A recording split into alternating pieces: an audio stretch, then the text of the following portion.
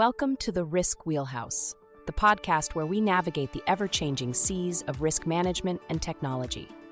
Join your hosts, Ori Wellington and Sam Jones, as they steer you through the latest trends, insights, and strategies shaping the future of integrated risk management. Ready to chart a course towards success? Hop aboard and let's set sail into today's deep dive.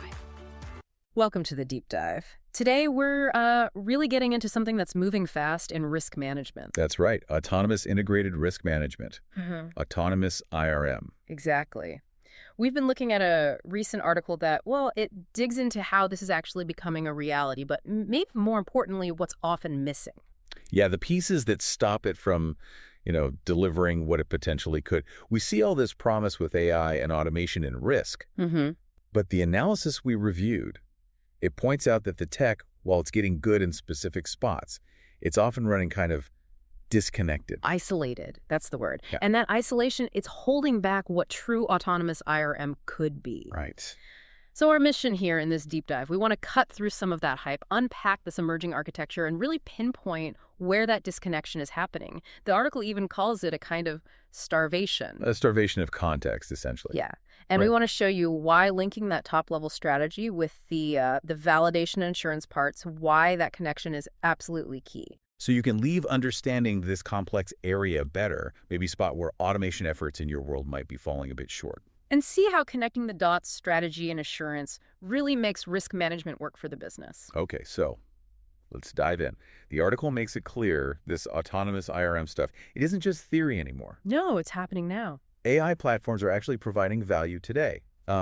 Think about tools simulating attacker behavior, for instance. Well, or validating if controls actually work in the real world. Exactly. And recommending actions, sometimes even triggering them automatically. Yeah. Less manual step-by-step needed. The source highlighted a really concrete example, didn't it? That June 5th announcement.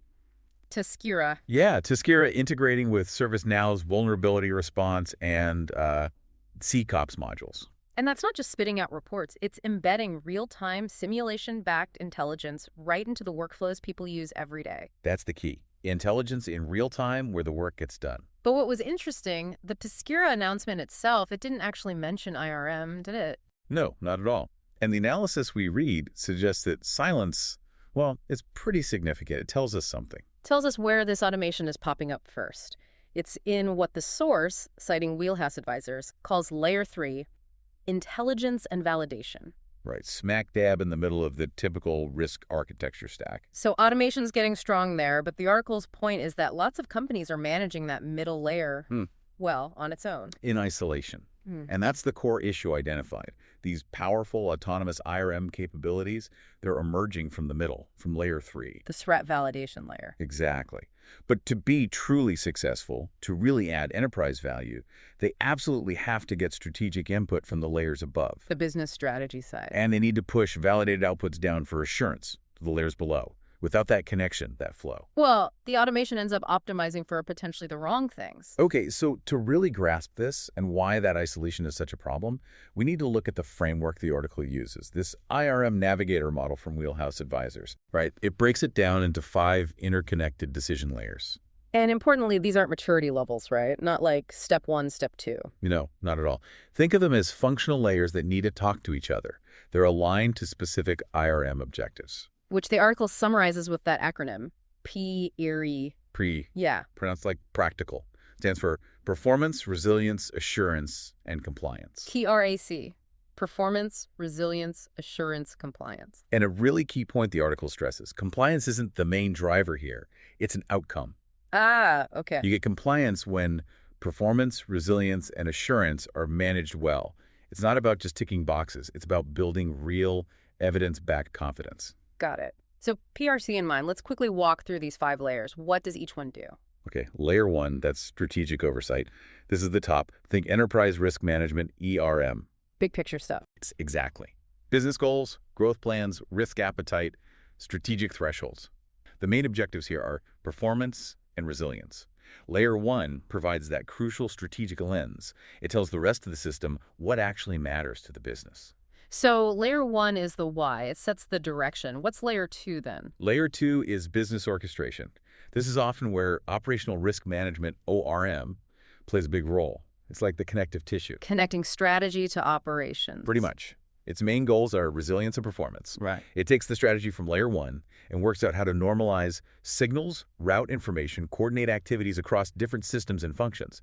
It translates strategy into, well, operational reality. Okay. Layer 1 points the way. Layer 2 coordinates based on that. Then we hit that middle layer again, layer 3. Right. Layer 3, threat intelligence and validation.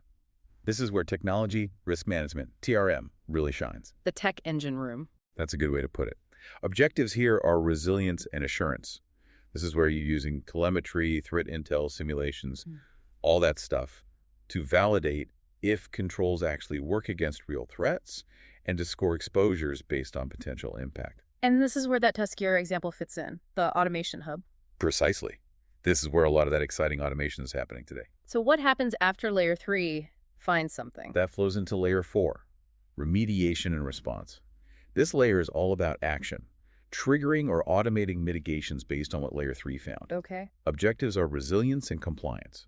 TRM drives the fast incident response, but ORM helps coordinate the broader corrective actions across the business, making sure things actually get fixed properly. And the last layer, Layer 5 is verification and audit. I think assurance and compliance is the main goals here. This is often the home turf for traditional GRC tools. governance, risk, compliance. Right. It's about verifying outcomes, auditing the overall risk posture, reporting, attestation.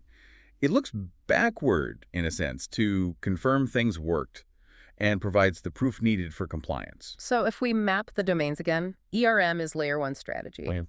ORM connects and coordinates in layers 2 and 4. The connective tissue. TRM is the real-time validation and response engine in 3 and 4. The technical core. In GRC. GRC is essential, mostly in layer 5, for the documentation, the proof, the compliance record. But the article argues it's less about guiding real-time decisions, which happens more in those middle layers. It's the verification piece. Okay, that framework lays it out clearly, the different pieces. But let's circle back to that core problem you mentioned, managing in the middle, starving from the edges. How does that look in this 5-layer model? Yeah, the article really hammers this home. You've got these increasingly sophisticated platforms doing great work in layer 3. Yeah. Simulating attacks, validating controls, scoring risks. Are they disconnected? They're isolated, powerful engines, sure, but running without the full context they need from the rest of the business. Specifically, they aren't getting that strategic input from layer 1. Exactly. So that smart simulation engine in layer 3, it might prioritize fixing a vulnerability with a high technical score, a high CVSS score, let's say. Which sounds important. Technically, yes. But layer 3, on its own, doesn't know if that vulnerability is on some legacy, unimportant system or if it's on the critical system underpinning a major new product launch. Because layer 1 didn't tell it what's strategically critical. Right, so it might spend resources fixing something technically severe, but strategically irrelevant. It's basically automating noise, not value, chasing the wrong fires. And it's also not getting feedback from the other end, from layer 5, the audit layer. Correct. Findings from audits, confirmation that certain controls failed verification in layer 5, that information often isn't systematically fed back into the layer 3 simulation logic. So the engine might keep testing controls that are known to be broken? Potentially, yes. Or it doesn't adjust its assumptions based on the verified reality coming out of layer 5. It's not learning from the assurance process. Wow. So automating layer 3 by itself, it doesn't just miss opportunities, it could actually sort of lock in bad assumptions or misalignment. That's exactly the danger the article points out. Layer 3 becomes this echo chamber, technically busy, but disconnected from business priorities and real-world verification. It's doing stuff, but not necessarily the right stuff. Precisely. Real autonomous IRM isn't just about faster simulation in the middle. It needs to be about connected decision-making, guided by strategy from layer 1, confirmed by assurance from layer 5. So the answer isn't just a better layer 3 engine, it's connecting it. The article called it a two-way street. Yes, a two-way flow of information. That's the crucial architectural piece missing in many setups today. Current tools might be good at managing threats within layers 3 and 4. The operational workflows. Right. But very few are built to actively ingest the signals from layer 1, the strategic priorities, or systematically incorporate feedback from layer 5, the verification results. That's the gap. So what does this two-way architecture actually look like? How should it flow? Okay, first, strategy has to flow downward from layer 1. Top-down. Top-down strategic context from IRM. This tells the simulation and response layers 3 and 4 what to focus on, which assets matter most, which scenarios align with key business risks or goals. Okay, strategy flows down. What flows out or up? Validated intelligence needs to flow outward from Layer 3. Outward. Yeah, meaning the verified findings from the Layer 3 engine should feed dashboards, clarify who owns what action across ORM and TRM, and crucially, provide consolidated, credible information for Layer 5 reporting and board oversight. So Layer 3 informs decisions and reporting, and then there's the loop back from Layer 5. Absolutely critical. Audit and verification from Layer 5 closes the loop.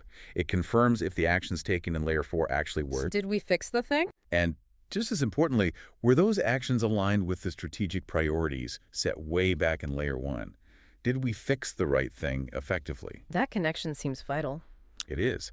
But the article notes, many firms have powerful automation in Layer 3, but no systematic way to get Layer 1 strategy in or Layer 5 verification back. That's not integrated risk management. It's just scaled up isolation. The Toyota case study you mentioned from 2022, that really highlights what happens when that flow breaks down, doesn't it? It really does. A stark example. Toyota admitted a supplier accidentally put API credentials for their T-Connect service on a public GitHub repo. And they were exposed for years. Over 5 years, yeah. Putting data for almost 300,000 customers at risk. And the article's analysis is that this wasn't just a technical slip-up. It was a failure in that strategic information flow. Okay, let's map it to the layers. Where did it break down? Well, fundamentally, Layer 1 strategy failed. Yeah. Telematics, this customer-facing service with sensitive data, apparently wasn't given the top-tier strategic importance it deserved. It wasn't flagged as critical enough? It seems the connection to customer trust, to their digital services strategy, wasn't fully recognized and cascaded down from the top. That Tier 1 classification was missing. Which means Layer 3, the simulation and validation layer. It wasn't looking hard enough in the right places. Because the system wasn't flagged as top strategic priority from Layer 1, the Layer 3 logic likely didn't prioritize scanning that specific code repository for that specific type of risk-stale embedded credentials. The strategic guidance was missing. So it missed the needle in the haystack because it wasn't told which haystack mattered most. A good analogy. And then Layer 4 response. Their actions seemed focused on standard stuff, like patching speed. Normal security hygiene. Right, but not necessarily on the specific risk of long-lived, hard-coded secrets in third-party code, the actual problem here. The response wasn't tailored because the strategic context wasn't there. And Layer 5, audit. Layer 5, verification and audit, didn't catch it until it blew up publicly, which suggests the verification processes weren't effectively checking the controls around this, let's call it, strategically vital system before it became an incident. So the article's conclusion is pretty clear. Yeah. If Layer 1 had pushed down the strategic importance, and if Layer 5 had fed back verification data, maybe flagging weak code scanning controls into Layer 3's logic. They might have caught it much, much sooner. Years sooner, potentially. It's a powerful example of the cost of that strategic starvation we talked about. Definitely. And it brings us back to those PRAC objectives: performance, resilience, assurance, compliance. Exactly. When the layers are connected, you can see how PRAC works across them. Performance starts in Layer 1, aligning risk with strategy. Okay. Resilience is built across the middle layers, 2, 3, and 4. That connected orchestration, the real-time validation, the coordinated response. Right. Assurance comes from Layer 3's validation and Layer 5's verification. You need both. Proving control should work and confirming they did work. And compliance. Compliance is the result. It flows naturally when the whole system, strategy informing action, outcomes being verified, is working. It's not just about Layer 5 checklists. So without that connectivity, you risk automating stuff that doesn't matter strategically, or you institutionalize blind spots because assurance isn't feeding back. You optimize for the wrong things. That's the core message. So what should risk leaders actually do about this? Based on the source, what are the actionable steps? Okay, the article lays out a few key things. First, map your own systems, your risk tools, your security platforms. Map them to these 5 layers. See where things fit. And critically, see where the gaps are. Where are the connections missing, especially between that middle Layer 3 and the edges, Layers 1 and 5. And your middle isn't talking to the top or the bottom. Exactly. Okay. Second, you need to actively push strategic context down from Layer 1 into Layer 3. How do you do that practically? Tagging. Flag systems, data, processes that are linked to your company's big strategic bets, your critical customer interactions, your crown jewels. Make sure your Layer 3 tools know what the business values most so they can prioritize accordingly. Get the why into the what. Precisely. Third, reverse the flow. Feed assurance data back from Layer 5 into Layer 3. Use audit findings. Yes. Audit results, compliance checks, control test failures from Layer 5. Use that data to make your Layer 3 simulations and validation rules smarter, more realistic. Don't let audit findings just sit in a report. Make them improve your real-time validation. Close that loop. Make Layer 3 learn from Layer 5. Fourth, look at your metrics. Shift away from just measuring technical activity, like time to patch. Velocity metric. Right. Move towards measuring relevance and impact. Like, are we reducing value at risk? Are we better protecting the things Layer 1 identified as critical? Focus on outcomes, not just output. And the final piece of advice. Remember the sequence. Simplify, automate, integrate. Simplify, automate, integrate. Automation is an amplifier. It makes whatever process you have run faster and bigger. So if your underlying risk model, the flow between the layers, is broken or disconnected. Automating it just makes the problem worse faster. Exactly. Get the model right first. Ensure that information is flowing correctly between the layers before you go all in on automating pieces of it. That makes perfect sense. Don't automate a mess. Pretty much. And, the final word from the source really reinforces this. True autonomous IRM, its real value, isn't about getting rid of people. No, it's about helping them. It's about giving them better context, clearer priorities, actions that are based on validated reality, not just assumptions. But that only happens if the middle layer, Layer 3, gets those inputs. Strategy from the top, assurance from the bottom. That connection is everything, and the tech is arriving, Yeah. We see pieces of autonomous IRM emerging now. Like the Tazkira example. Right. The next big step, the crucial one, is knitting those pieces together, connecting strategy down and assurance back up. Creating what the article called a living learning system. Yeah. One that actually reflects what the business cares about and can prove it's protected. And when you achieve that connection, IRM moves beyond just compliance. It becomes about managing real consequence. It becomes really strategy in action. Wow.